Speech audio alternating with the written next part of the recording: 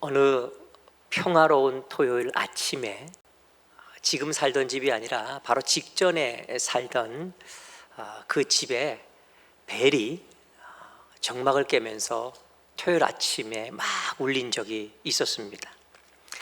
사실 토요일은 제가 굉장히 조금 이렇게 민감해지는 날이에요. 주일 설교를 위해서 컨디션을 좀 좋게 하려고 굉장히 집중하는 시간이거든요. 그래서 웬만해서는 거의 외출을 안 합니다. 그래서 사람도 잘 안 만나고 집에서 좀 옷도 좀 편안하게 입으면서 몸과 마음을 좀 안정되게 해서 주일 설교를 잘하기 위해서 아주 집중하는 그런 시간인데, 그런데 갑자기 그 토요일 아침에 그 평화를 깨는 벨이 막 울리는 거예요. 저희 집에 누가 찾아올 일이 거의 없고, 그때는 왜냐하면 제가 혼자 살던 때라서 뭐 거의 없었죠, 저희 집에 찾아올 일이. 그리고 또 제가 그 공동 현관문을 열어준 기억이 없기 때문에 벨이 갑자기 울렸을 때 굉장히 당황했어요. 그래서 누구인지 그 확인해 볼 그 경황도 없이 생각조차 못하고 그냥 급하게 옷부터 일단 먼저 좀 제대로 된 옷으로 좀 갈아입고 빨리 막 뛰어나가려고 그러다가 밑에 깔려있던 카펫 꼬투리를 밟아갖고 미끄러져서 그냥 넘어져고, 또 급하게 일어나려다가 옆에 있는 탁자를 갖다가 무릎을 들이박아가지고 멍이 시퍼렇게 들면서 아무튼 막 우당탕탕 해가면서 정신없이 막 서둘러서 뛰어나가서 문을 탁 열었더니 제 눈앞에 모르는 웬 여자 둘이 딱 서 있는 거예요. 알고 봤더니 여호와의 증인 둘이 전도하러 온 거예요. 그 순간 정말 짜증이 이 속에서부터 확 올라오는데, 여러분이 아시다시피 제가 이렇게 화 잘 안 내잖아요. 근데 정말 그날은 그 시간에 열이 그냥 잔뜩 받아가지고 너무너무 화가 났던 적이 있어요. 그런데 그날만 그러는 게 아니라 한동안 토요일만 되면은 우리 집 벨을 누르는 거예요. 야, 알고 봤더니 뭐 아마도 그 여호와의 증인들이 그 달을 그 지역 집중 전도 기간으로 삼았는 것 같아요. 그래가지고 아무튼 이것들이야 죄송하지만 아무튼 이분들이 와서 계속 저희 집 벨을 누르는데, 금요일날 자고 토요일날 아침에 눈을 뜨면서부터 스트레스가 되는 거예요. 오늘도 와서 이걸 누르면 어떡하지? 또 오늘도 와서 나의 루틴을 깨면 어떡하지? 막 이렇게 스트레스를 받았던 적이 있었어요. 그런데 제가 그분들을 보면서 제 마음이 참 안타까웠어요. 물론 뭐 이단에 빠진 분들 다 보면 너무 안타깝지만, 그런데 이분들 보니까 너무 아깝다는 생각도 들고 너무 안타까운 거예요. 왜냐하면은 이렇게 몇 마디, 제가 이제 목사라고 하면서 몇 마디 이렇게 나눠보니까 나름대로 참 교양도 있어 보이고, 사용하는 언어라든지 말하는 이런 것들이 모르겠어요, 훈련받은지 모르겠지만 굉장히 뭔가 좀 학식도 있어 보이고, 또 옷차림도 나름대로 좀 이렇게 준수하고, 전도할 때 그런 거 좀 신경 써야 될 것 같아요, 제가 생각할 때는. 아무튼 괜찮아 보이는 거예요. 그리고 무엇보다 제가 분명히 목사라고 밝혔음에도 불구하고 매주 토요일마다 저희 집 벨을 누르는 그 열심, 제가요, 이분들이 우리 교인이면 우리 교회 금방 부흥하겠는데 뭐 이런 생각까지 들 정도로 감탄했어요. 그런데 그 열심과 헌신을, 그 학식과 인품을 엉뚱한 곳에 쏟아붓고 있다는 생각이 드니까 그게 얼마나 안타깝고 마음이 속상한지 모르겠어요. 그러면서 제 마음속에 그 이단을 만든 사람에 대한 분노가 올라왔어요. 여러분, 이 여호와의 증인은 미국에서 시작된 이단이에요. 미국의 찰스 테이즈 러셀이라고 하는 사람이 1800년도 중반에 시작을 해가지고 이게 활성화된 이단인데, 이 사람은 자칭 성서학자였어요. 성경을 연구해서 가르치는. 그러면서 이 사람이 하는 얘기가 뭐냐면 자기가 성경을 제일 잘한다고, 그래서 자기 이외에 딴 얘기하는 건 다 틀렸다고. 여러분, 이게 진짜 위험한 거예요. 제가 성경 공부할 때마다 맨 처음 시간에 빠지지 않고 이야기하는 게 있잖아요. 우리가 믿는 하나님은 절대적이고 완전하고 완벽한 분이시지만 그 절대적이고 완전한 분을 믿는 우리의 신앙이나 신학은 결코 절대적이거나 완전할 수 없다. 그러니까 제가 가르치는 성경이 그게 기준이 돼서 나가서 우리 목사님 말씀하시는데 그건 틀렸다, 이렇게 이야기하면 안 된다, 이걸 전제로 하고 제가 성경 공부를 하는데, 근데 이런 사람들은 이게 문제예요. 자기가 옳다는 거예요. 자기만 맞다는 거예요. 그래가지고 아무튼 사람들을 모아갖고 성경을 가르치는데 어떻게 가르치냐면 삼위일체 부정하고 예수님이 하나님이신 것도 인정하지 않고 육체적인 부활도 인정하지 않고 지옥 심판 이런 거 다 없다고 이야기하면서 아무튼 여러 가지를 자기 마음대로 해석을 해서 사람들을 미혹하기 시작하는 거예요. 그러면서 이단들이 늘 그렇듯이 자기와 함께하는 사람들을 아주 특별한 사람들로 인식시키기 시작했어요. 이 일종의 가스라이팅이잖아요, 그렇죠? 가스라이팅 시키면서 우린 정말 특별하다, 우린 정말 탁월하다, 우린 정말 구별된, 우리만이 진짜다, 우리 안에 들어와야만 진짜 구원받고 천국 가고 영생 누릴 수 있다, 이런 식으로 사람들을 선동해서 규합했어요. 특별히 그 종말론과 관련해 가지고 마지막 날 그 종말이 오면은 천년왕국을 하나님께서 이룬다고 하셨는데 자기들만 천년왕국을 이루게 될 것이다, 이 무리 안에 들어야만 천년왕국 안에 들어갈 수 있다라고 해서, 그래서 자기들 모이는 그 모이는 장소를 뭐라고 불러요? 왕국회관이라고 부르는 거예요. 그렇게 부르는 거죠. 그러면서 성경대로 산다는 미명하에 말이죠, 사람들을 거의 반사회적으로 살도록 만드는 게 이게 문제예요. 수혈을 거부합니다. 자기가 죽어가도, 자기 자녀가 죽어가도 절대로 수혈 못 받게 해요. 그냥 죽으라고 하죠. 군대도 못 가게 하잖아요. 군대 가느니 차라리 감옥 가라고. 아무튼 굉장히 많은 문제를 일으키고 있는 사람들이에요.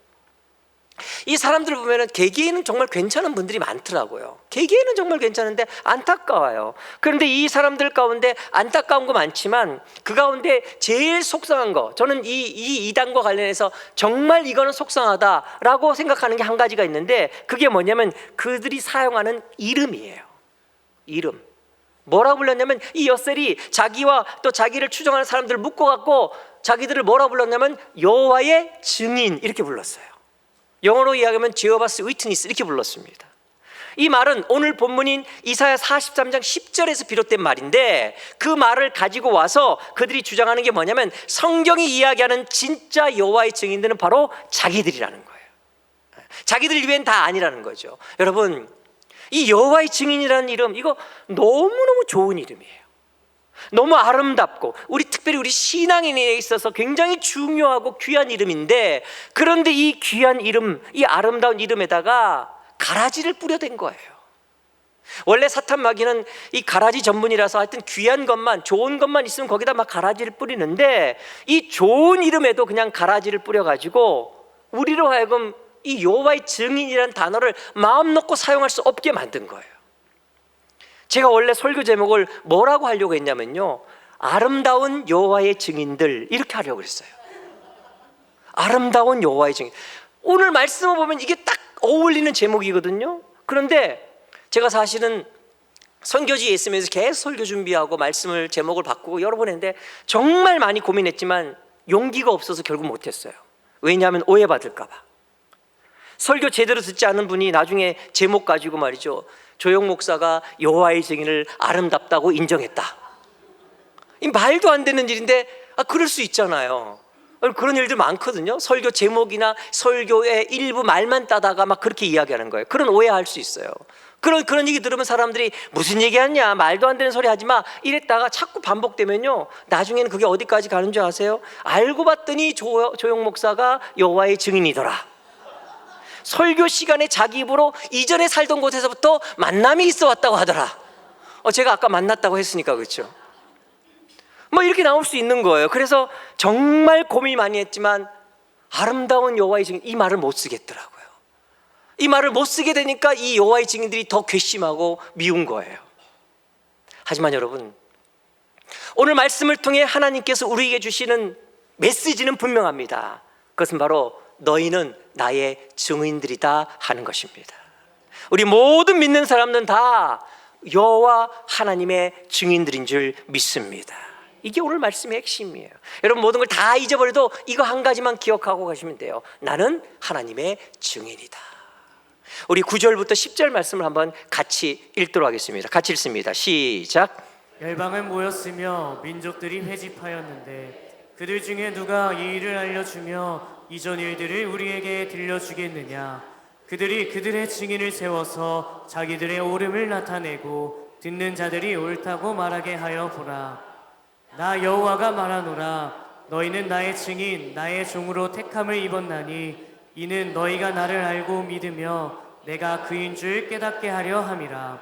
나의 전에 지음을 받은 신이 없었느니라. 나의 후에도 없으리라. 아멘. 출애굽기를 보면은 하나님께서 이스라엘 백성을 애굽에서 건져내셔서 가나안으로 인도하시는데, 그때 그들을 가나안으로 바로 직접 데려가신 게 아니라 가장 먼저 어디로 이끌고 가셨냐면 광야로 끌고 가셨어요. 길이 없어서 혹은 가나안 가려면 어쩔 수 없이 거기를 통과해야 돼서 그렇게 하신 게 아니에요. 하나님은 의도를 가지고 그렇게 하셨죠. 왜요? 그들을 훈련시키기 위해서. 그래서 이 과정을 광야 훈련 이렇게 부릅니다. 그들을 하나님의 백성으로 훈련시켜서 아름답게 세우기 위해서 광야를 걷게 하신 것이다 하는 것이죠. 자, 그래서 그들이 이제 하나님에 의해서 광야 훈련을 받게 되었는데, 그런데 그때 그 광야 훈련을 본격적으로 시작하면서 가장 먼저 하나님께서 하신 일이 있어요. 무엇을 하셨냐면 그들과 시내산에서 계약을 맺으신 거예요. 언약을 맺은 거죠. 이것이 소위 하나님과 이스라엘의 첫 번째 공식적 계약이에요. 물론 그 전에도 하나님이 이스라엘 만나셔서 언약을 서로 주고받으셨지만 이거는 다 개인적인 거였어. 성경을 읽어보면 다 개인적인 만남과 개인적인 언약이었는데, 이스라엘 민족과 하나님이 공식적으로 계약을 맺은 건 이때가 처음이었죠. 자, 그때 백성들과 공적인 계약을 맺으면서 하나님이 그들에게 이런 말씀을 주셨어요. 굉장히 유명한 말씀인데 출애굽기 19장 5절로 6절 말씀이에요. 같이 한번 읽겠습니다. 같이 읽습니다. 시작. 세계가 다 내게 속하였나니 너희가 내 말을 잘 듣고 내 언약을 지키면 너희는 모든 민족 중에서 내 소유가 되겠고, 너희가 내게 대하여 제사장 나라가 되며 거룩한 백성이 되리라. 너는 이 말을 이스라엘 자손에게 전할지니라. 아멘. 언약을 맺으면서 하나님은요, 왜 당신이 이스라엘을 택하셨는지, 그리고 이스라엘은 하나님께 어떤 존재인지를 아주 분명히 밝히셨어요. 그게 뭐냐? 이스라엘은 온 세상 가운데서 제사장 나라가 되어야 한다는 거예요. 이게 무슨 뜻이냐? 이스라엘은 거룩한 백성이 되어서 열방에 하나님을 증거하는 하나님의 증인들이 되어야 한다는 것이죠. 바로 이 언약을 맺은 거예요. 이 언약을 맺고 그 이후로 하나님은 그들의 하나님이 되시고, 또 이스라엘은 하나님을 세상 가운데 증거하는 증인들로의 삶을 살도록 하나님이 말씀하신 것이죠. 바로 이 말씀이 있었기 때문에, 이런 하나님과의 관계 맺음이 있었기 때문에 오늘 이사야의 말씀이 있었던 거죠. 이제 누군가가 열방 가운데서 하나님을 증거해야 되는데 그걸 누가 하겠느냐라는 질문 앞에 하나님은요, 바로 너희들이 나를 증거해야 된다. 우리 예전에 계약 맺은 것처럼 내가 너희 하나님이 되고 너희 열방 가운데 나를 나타내야 되지 않겠느냐라고 말씀하시는 것이고, 이것이 바로 우리가 세상 가운데 존재하는 이유다라고 오늘 우리가 읽은 말씀에서 하나님이 밝히고 계신다라는 거예요. 자, 오늘 본문이 속한 이사야 43장은 어떤 배경을 가지고 있냐면, 유다가 바벨론에게 멸망당했어요. 성전도 파괴되고 상당히 많은 사람이 바벨론의 포로로 끌려간 바로 그런 상황이 이 이사야 43장의 배경입니다.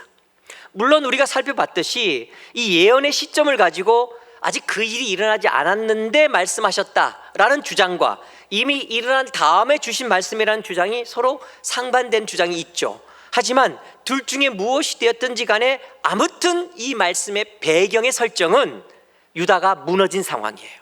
깨어진 것입니다. 실패하고 무력해진 것이죠. 스스로 일어날 힘이 없어요. 너무 심한 열등감이 자기를 덮고 있기 때문에 도대체 내가 무엇을 할 수 있을까? 내 인생 가운데 어떤 아름다움이 있을 수 있을까 하는 어떤 그런 회의가 가득한 그런 상황인 것이 분명하다라는 거예요. 그런데 바로 그런 상황에 있는 유다 백성들한테 하나님께서 지금 뭐라고 얘기하시느냐? 출애굽할 때 처음 맺었던 그 언약을 가지고 오셔서 그걸 근거로 나는 너희 하나님이고 너희는 나의 증인들이다 라고 말씀하고 계시는 거예요. 즉 너희는 나를 세상에 증거하는 증인이라는 정체성이 있다라고 말씀하신 거라는 거죠. 왜 그러셨을까? 왜 그들에게 하나님은 증인이라는 정체성을 지금 이 시점에서 들이미신 것일까? 그것은 바로 하나님이 보실 때 지금 이들에게 가장 필요한 것이 바로 그것이라고 보셨기 때문이라는 거예요. 실패하고 넘어져서 좌절감과 상실감에 무너져 주저앉아 있는 그들을 다시 일으켜 세우고 하나님의 사람으로 다시 아름답게 할 수 있는 것은 바로 그들이 하나님의 증인이라는 그 정체성을 깨달을 때 가능한 것이라고 보셨기 때문에 지금 그들에게 너희는 나의 증인이라고 강하게 말씀하셨다라는 거예요. 여러분, 사실 엄밀히 말해서 우리 하나님은 증인이 필요 없으신 분이에요. 우리 하나님이 누가 증거를 해줘야 되고 누가 증명을 해줘야 되는 그런 분 아니시라는 거예요.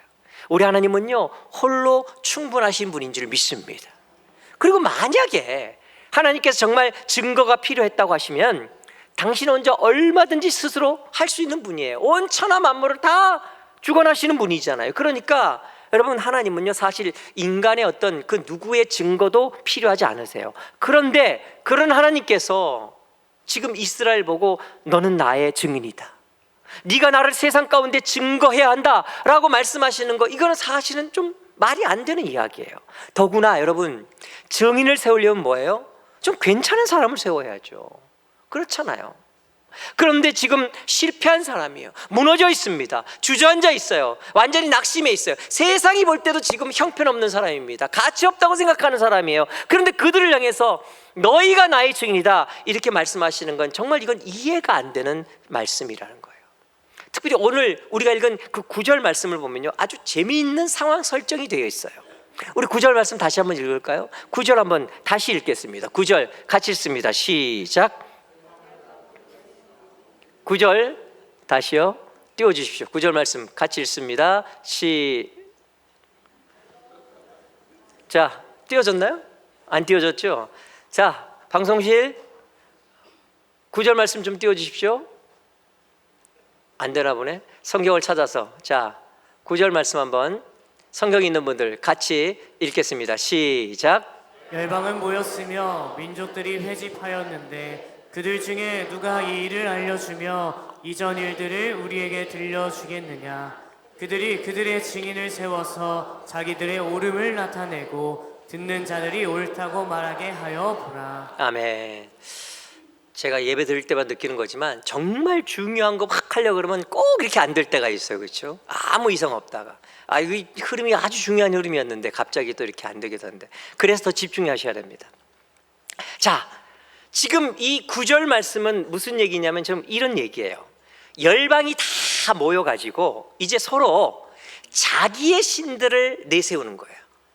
자기의 신들이 했던 모든 것들과 또 그 신들이 했던 앞으로에 대한 예언, 이런 걸 종합해서 막 주장하면서, 그러면서 우리 신이 참된 신이 맞다라고 하는 일종의 어떤 논쟁을 하는, 싸움을 하는 장면이 여기 지금 펼쳐지고 있다라는 거죠.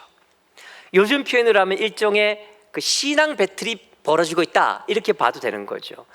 신앙 배틀 좀 요즘 언어로 좀 맞는 것 같더라고요. 요즘은 뭐 노래를 해도 그냥 부르는 게 아니라 노래 배틀이라고 하고, 춤을 춰도 춤 배틀, 뭐 개인기도 개인기 배틀, 심지어 뭐 욕을 해도 욕 배틀 뭐 이렇게 얘기를 하더라고요. 그러니까 그런 맥락으로 볼 때 지금 9절 말씀은 어떤 상황이냐면 일종의 신앙 배틀이에요. 누가 참 신이냐, 어떤 신앙이 참된 신앙이냐를 놓고 열방이 모여가지고 그 대표들이 나와갖고 일종의 신앙 배틀을 벌이고 있는 그런 자리라는 거죠. 자, 바로 이 자리에 우리 하나님도 당신을 대표하는 선수를 내보내시는데, 그런데 누구를 내보내시냐? 그게 바로 유다 백성들이라는 거예요. 내가 너희를 나를 증거할 자로 선택했다, 너희가 나의 증인이다 라고 말씀하시는 거죠. 여러분, 이건 진짜 말이 안 되는 거예요. 일단 그런 신앙 배틀이 있다는 것 자체가 말 안 되죠. 왜냐하면 온 세상 가운데 유일한 참된 신은 오직 우리 하나님밖에 없는 줄 믿습니다. 그러니까 이런 뭐 배틀 자체가 성립이 안 돼요. 하지만 혹시 그런 배틀이 있어서 하나님을 증거할 대표를 하나님이 뽑아서 내보낸다고 쳐도, 아니 그 중요한 일의 대표를 딴 사람도 아닌 제대로 못 살아갖고 말 안 들어서 지 마음대로 살다가 패배하고 잡혀가고 깨어지고 무너지고 넘어져 있는 형편없는 유다를 내세워서 그를 대표로 보낸다? 여러분, 이건 정말 말도 안 되는 이야기죠. 그런데 그럼에도 불구하고 하나님께서 유다 백성들에게 너희가 나의 증인들이다, 내가 너를 선택했다, 이렇게 말씀하신 이유가 도대체 무엇일까? 결국은 이렇게밖에 답이 안 나와요. 결국 이것은요, 하나님께서 당신을 위해 증인을 택하신 것이 아니라는 거예요. 이미 나눈 것처럼 사실 하나님은 누구의 증거가 필요 없으시죠. 그러니까 사실은 하나님이 증인이 필요한 것도 아니고요, 또 증인을 내세우려면 제대로 된 사람을 내세워야지 이렇게 넘어져 있고 실패한 사람을 내세운다? 이건 말이 안 되는 거죠. 그러니까 하나님이 필요해서, 하나님이 당신을 누가 세상 가운데 좀 증명하기 원하셔서 당신을 위해서 지금 증인을 택하신 게 절대로 아니라는 거예요. 그럼 뭐냐? 그렇게 하신 이유가 뭐냐? 그것은 바로 당신의 사람들을 위해 그렇게 하셨다라는 거예요. 그들을 살리고 그들을 세우고 그들을 아름답게 하기 위해 그렇게 하셨다는 거죠. 이것이 10절 말씀에 아주 잘 나와 있어요. 우리 10절 말씀 다시 한번 읽겠습니다. 같이 읽습니다. 시작. 나 여호와가 말하노라. 너희는 나의 증인 나의 종으로 택함을 입었나니 이는 너희가 나를 알고 믿으며 내가 그인 줄 깨닫게 하려 함이라. 나의 전에 지음을 받은 신이 없었느니라. 나의 후에도 없으리라. 아멘. 여기에 하나님이 이스라엘을 당신의 증인으로 세우신 분명한 이유를 하나님이 직접 밝히셨죠. 이는 너희가 나를 알고 믿으며 내가 그인 줄 깨닫게 하려 함이라, 이렇게 말씀하셨어요. 즉 유다 백성들 향해서 너희가 나의 증인이다, 너희는 세상에서 나를 증거하라 라고 말씀하시는 것은요, 하나님이 필요해서가 아니에요.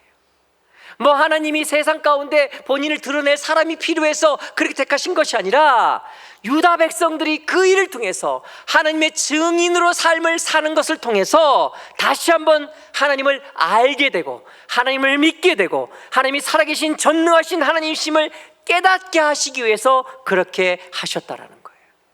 무너져 있고 쓰러져 있고 형편없는 그들을 다시 일으켜 세워서 아름다운 하나님의 사람으로 멋지게 살게 하고 싶으셔서 그들을 증인으로 선택하셨다라는 겁니다. 여러분, 이 사실은요, 오늘 우리에게도 굉장히 중요한 메시지가 됩니다. 왜냐하면 우리도 이스라엘 못지않은 삶을 살기 때문에 그렇습니다. 삶 가운데 이런저런 모양으로 마음이 무너질 때가 정말 많아요. 삶이 흔들릴 때도 많습니다. 패배할 때도 많고요, 신앙인이지만 세상 가운데 신앙의 승리를 보여주지 못하고 패배할 때, 넘어질 때 정말 많습니다. 물질 때문에 힘들고, 사람들의 관계 때문에 어려워서 흔들리고, 환경 때문에, 문제 때문에 마음 가운데 염려, 걱정이 밀어붙여 올 때 그것 때문에 형편없이 넘어질 때가 진짜 많아요. 영적 공격받을 때 많습니다. 그러면서 신앙의 회의가 생기고, 어떤 경우에는 정말 내가 지금 제대로 사는 거 맞나? 이 방향이 헷갈릴 때도 있고, 또 내가 가지고 있는 믿음이 진짜인지, 혹은 내가 정말 이 믿음대로만 살아도 되는 건지, 이것 자체의 회의가 들면서, 또 어떤 순간에는 내가 살아온 인생이 정말 무의미한 것 같고 남는 거 하나도 없는 것 같고 내가 정말 가치 없는 삶을 사는 것 같은 그런 절망스러운 마음이 들 때가 정말 많은 그런 삶을 살아가고 있는 사람들이 바로 저와 여러분이라는 거예요. 그런데 여러분 아셔야 될 게 있어요. 우리는 하나님의 사람들인 줄 믿습니다. 신앙인이에요. 하나님이 사랑하시는 사람이에요. 그렇기 때문에 여러분, 세상이 볼 때 넘어진 사람, 실패한 사람, 연약한 사람, 가치 없는 사람이라고 이야기할지 모르지만, 이런 우리를 향해 하나님은요, 우리를 다시 한번 이렇게 세우시고 아름답게 하기 위해서 우리에게 이렇게 말씀하시는 줄 믿습니다. 너는 나의 증인이다. 너는 세상에서 나를 증거하며 살아라. 여러분, 전 여러분이 이 음성 듣고 이 음성 붙들고 이 음성대로 살 수 있기를 주님의 이름으로 축원합니다. 지금 이 순간에도 하나님은 우리 한 사람 한 사람에게 이 말씀하세요. 우리를 보시면서, 얘야, 네가 누군지 아니? 세상이 너를 뭐라고 이야기하든 상관없이 너는 나의 증인이다. 내가 너를 택했고 너는 세상에서 나를 증거하는 사람이 되어라. 여러분, 우리는 이 말씀 들어야 되고 붙들어야 합니다. 놓치지 말아야 됩니다. 왜냐하면 그럴 때 우리는 모든 상황 속에서 승리할 수 있기 때문이라는 거죠. 우리가 이 말씀 붙들고 있다면요, 우리는 언제든 다시 일어설 수 있는 거예요. 모든 유혹 물리칠 수 있고 아무리 큰 시험이 와도 이길 수 있게 될 줄 믿습니다. 그리고 무엇보다 우리는 이걸 통해 행복한 삶, 당당하고 아름다운 삶을 살 수 있는 거예요. 그래서 하나님은 너희는 나의 증인이다 날마다 말씀하시는 것이고, 그리고 너희는 나의 증인이다, 이것은요 하나님께서 우리에게 주신 최고의 축복이자 상급인 줄 믿습니다. 하나님이 당신이 필요해서 우리를 증인으로 이 땅 가운데 세우시는 게 아니에요. 우리에게 아름답게 살라고, 우리가 멋지게 살라고, 당당하게 살라고 우리를 증인으로 세상 가운데 세우시는 거라는 거죠. 우리가 삶을 살아가면서 무엇인가를 증거하는 삶을 살 수 있다는 것은요, 삶의 가치라는 측면에서, 의미라는 측면에서, 방향이라는 측면에서 정말 중요해요. 물론 여기에도 한 가지 문제는 있어요. 그렇게 증거하고 살아가는 인생이 아름다운 인생이지만, 만일 그 증거하는 대상이 잘못된 것이라고 한다면, 거짓이라면, 헛된 것이라면, 이건 정말 비참하고 끔찍한 이야기예요. 교계 뉴스를 보니까 안타까운 뉴스가 하나 올라왔더라고요. 요즘 우리 한국 교회에 그 건물들, 교회 건물을 지었는데 그 건물들이 경매에 나오는 경우가 정말 많대요.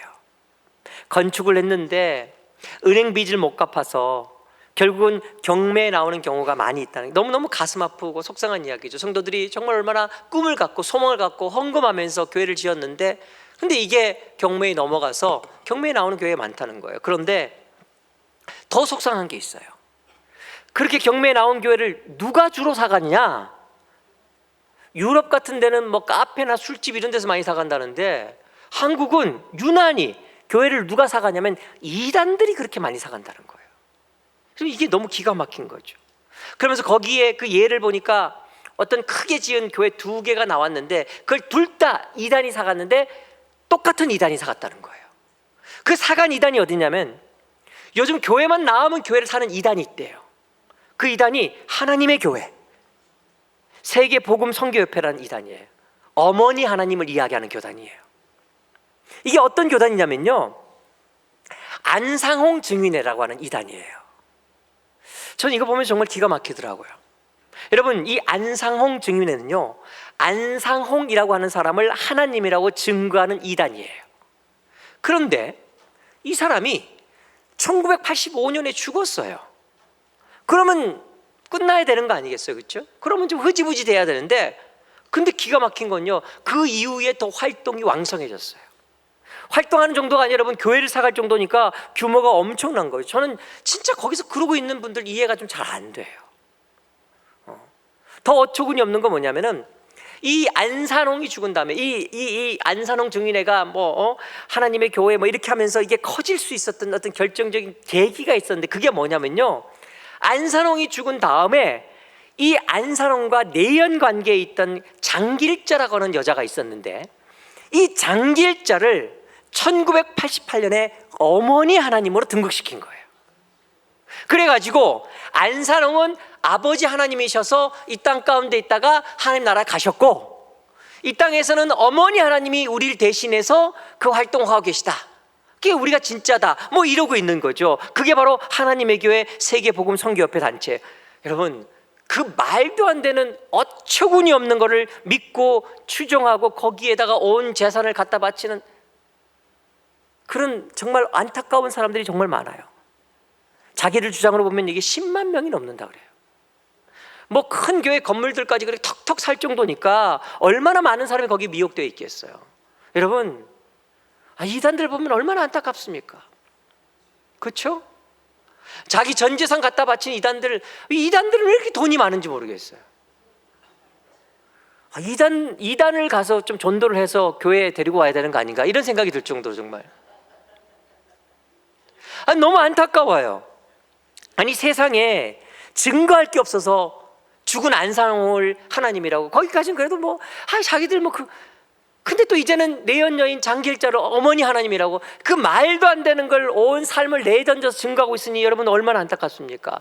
여러분, 요즘 그 내 땡땡에서 하는 그 OTT 그 프로그램에 보면은 그 이단에 빠졌다가 나온 사람들 대상으로 해서 이제 프로그램 만들어서 나는 신이다 뭐 이런 프로그램 많이 나오잖아요. 거기 보면은 저는 직접 보진 않는데 짧게 어떻게 영상 같은 거 보니까 거기 있다가 나온 사람들이 자기 삶을 후회하면서 자기 그 삶에 대해서 분노하면서 말이죠, 어처구니 없던 그거에 대해서 막 고발하면서, 여러분 거기 있다 그러고 나오면 그 인생이 얼마나 허무하겠어요. 얼마나 분노가 되고 얼마나 허탈하겠습니까?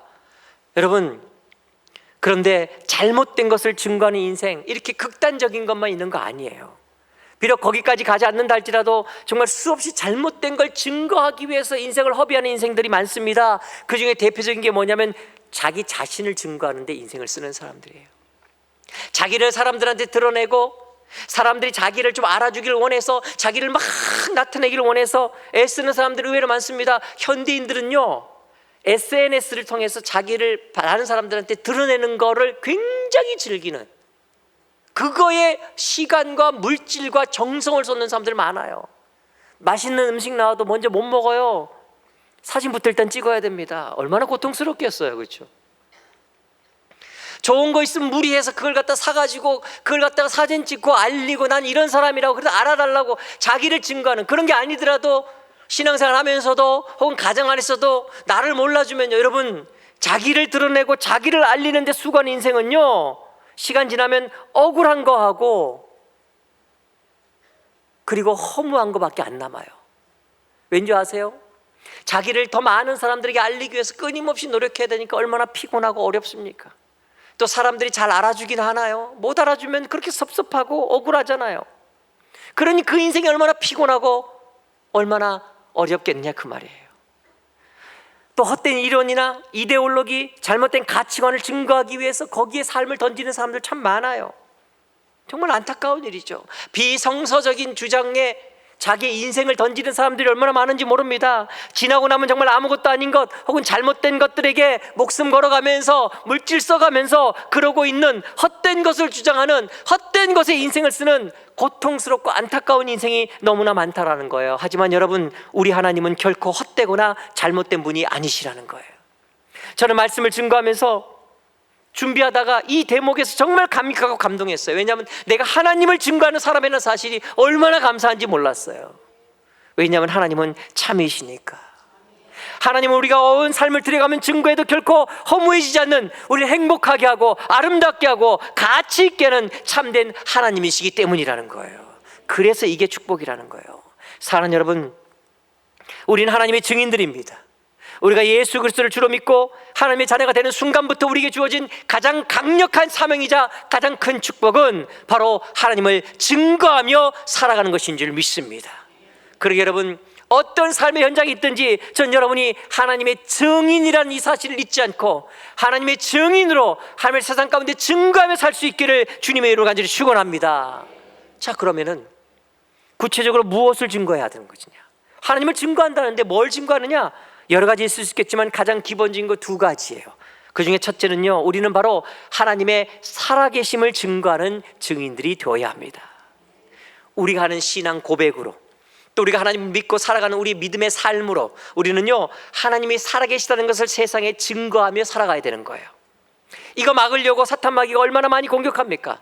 세상 살다 보면 믿지 않는 사람들한테 우리가 많이 듣는 얘기, 가장 많이 듣는 얘기 있잖아요. 하나님이 어디 계시냐? 하나님 정말 살아계시면 네 삶이 그게 뭐냐? 뭐 하나님 믿느니 내 주목을 믿으라 등등 별의별 공격을 많이 해요.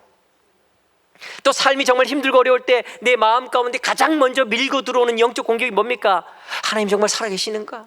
하나님 정말 내 기도를 들어주시느냐? 어떤 이런 공격들이 막 밀고 들어올 때 많잖아요.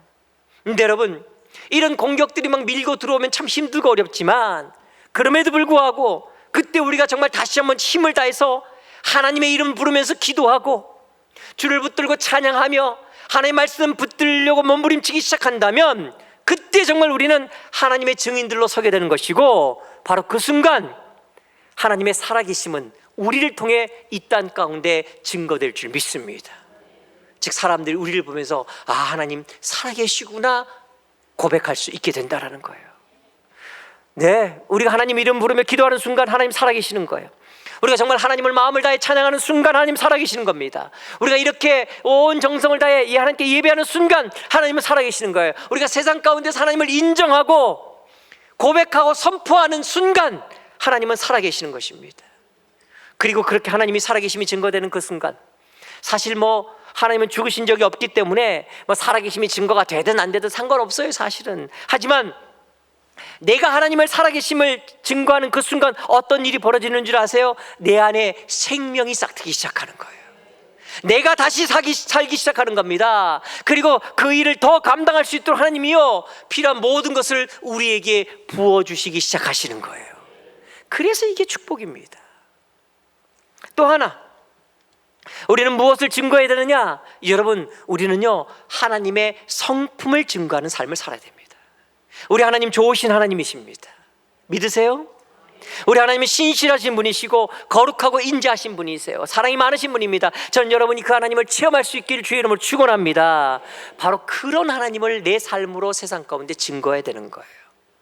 모세가 십계명 돌판을 한번 실패하고 두 번째 다시 만들어 가지고 올라갔을 때, 그때 하나님께 구한 것이 있어요. 그게 뭐냐면, 하나님 당신을 좀 나타내달라 이렇게 간구했어요. 그래서 하나님께서 모세 앞에서 당신을 스스로 계시하셨는데, 그것이 출애굽기 34장 6절에 나와 있어요. 뭐라고 선포하셨느냐? 이렇게 되어 있습니다. 여호와께서 그의 앞으로 지나시며 선포하시되, 여호와라 여호와라, 자비롭고 은혜롭고 노하기를 더디하고 인자와 진실이 많은 하나님이라. 뭐예요? 하나님은 당신을 우리 앞에 계시하실 때 뭘 계시하시냐면 뭐 능력, 어마어마한 뭐 이런 게 아니라 당신의 성품을 계시하신다는 거예요. 나는 여호와인데 자비롭고 은혜롭고 노하기를 더디하고 인자와 진실이 많은 하나님이라는 거 뭐예요? 성품이에요. 여러분, 왜 이렇게 하셨을까요? 그것은 너희가 증거해야 될 내 모습이 이런 것이라는 거예요. 우리 하나님이 얼마나 좋으신 분인지, 우리 하나님 얼마나 사랑이 많으신지, 우리 하나님 얼마나 진실하신지, 우리 하나님 얼마나 공의로우신지, 이 하나님의 성품을 선포하는 이것이 바로 우리가 삶을 걸고 해야 될 바로 그런 이야기라는 거예요. 다른 사람은 몰라도 우리 신앙인들은 우리 삶의 이야기를 가지고 하나님의 성품을 증거할 수가 있어요. 왜냐하면 우리가 구원받았다는 그것이 바로 하나님의 성품의 결정체이기 때문에 그렇다라는 것입니다. 여러분, 우리가 받은 은혜는 다 그런 거예요. 지금도 경영하는 모든 하나님의 은혜는요, 다 하나님의 성품을 나타내는 이야기예요. 우리가 얼마나 형편없습니까?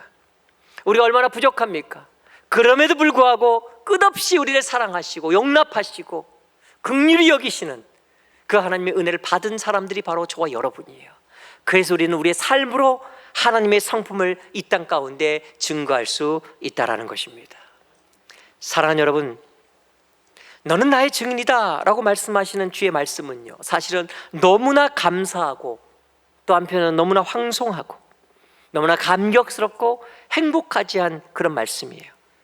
너는 내 증인이다라는 주의 말씀, 전 여러분이 반드시 들을 수 있고 붙잡고 살아갈 수 있기를 주님의 이름을 간절히 축원합니다. 하나님 오늘도 우리를 세우시고 아름답게 하기 위해서 우리에게 말씀하세요. 너는 나의 증인이다. 너는 세상에서 너의 삶으로, 너의 믿음의 고백으로 나를 선포하라. 이 말씀으로 이번 한 주간 하나님을 증거하며 아름답게 승리하며 사는 저와 여러분 될 수 있기를 주님의 이름으로 간절히 축원합니다. 우리 다 자리에서 나셔서 함께 찬양하고 기도하겠습니다.